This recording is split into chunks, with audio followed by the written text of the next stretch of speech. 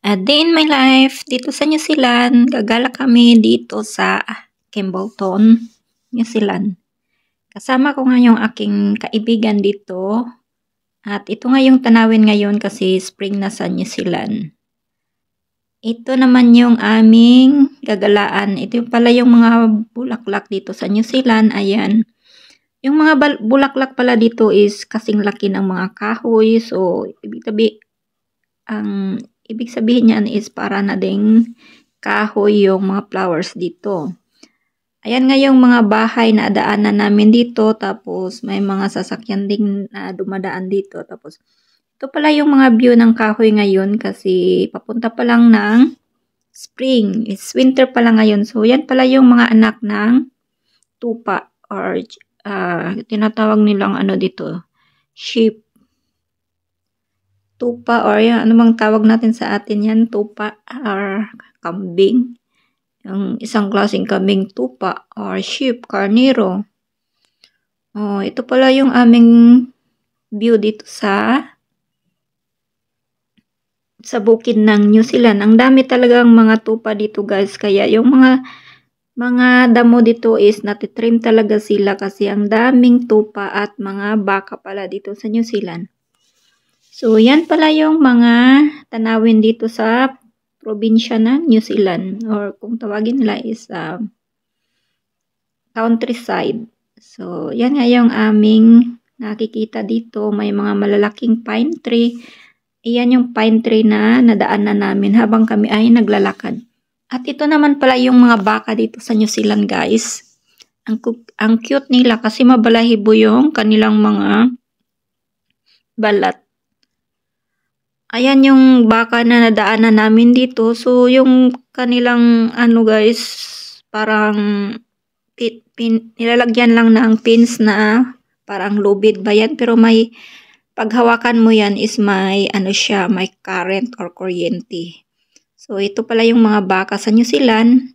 Ibang baka kasi mabalahibo sila at saka matataba talaga sila kasi ang daming mga damo dito sa New Zealand. So, ayan nga guys yung mga baka nila.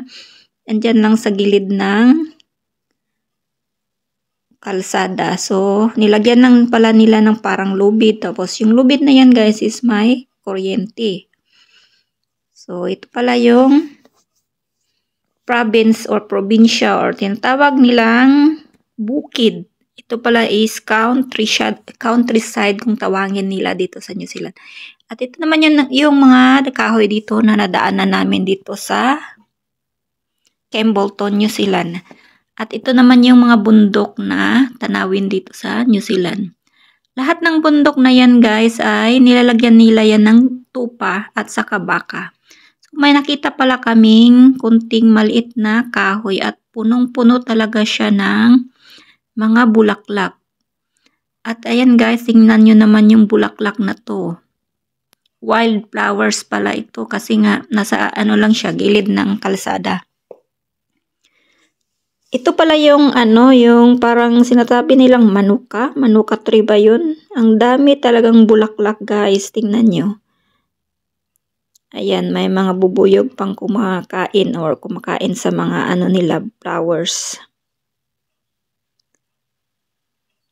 So, ito pala yung mga flowers dito sa New Zealand na madadaanan mo lang dyan sa gilid-gilid ng mga kalsada. At ito naman yung mga kahoy nilang namumulaklak dito. Yung kung tawagin ay golden rain tree.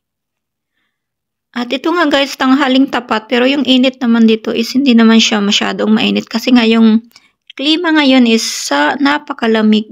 Saka mahangin siya. Yung klima pag i-compare mo dyan sa Pinas, yung nasa loob ka na ng mga malalaking supermarket, yan, ganyan, parang nasa SM ka lang, sa loob ng SM kasi sobrang lamig pa rin ng klima ngayon. Kaya nga naka-jacket ako ng puffer jacket. So, ito pala yung golden tree rain. Ano ba yan? Golden tree. Yung tinatawag nila ang golden tree. Golden rain tree. Ayan yung pangalan niya, guys. Or tinatawag nilang current acacia. So, ito pala yung buwan sa New Zealand, guys. Kahit nga tanghaling tapat, makikita mo pa rin yung buwan. Ayan yung moon na makikita mo pa rin kahit tanghaling tapat nga, guys. Makikita mo siya sa langit. At ito naman, guys, may nadaanan naman kaming mga bulaklak dito sa gilid-gilid ng kalsada. Yan pala yung tanim ng ano dito mo. Yung bahay dito na nadaanan namin. So, ito nga, guys, kakaiba na naman yung bulaklak na nakikita natin dito sa New Zealand. So, ito pala yung mga bulaklak nila dito. So, parang nga silang, kung tingnan, parang mo plastic, pero sa totoo lang is totoo talagang plastic. At totoo talagang bulaklak yan. Ano ba to? Ayan yung Echinodendron na bulaklak. So, malalaki. Ito pala yung dahon ng pine tree.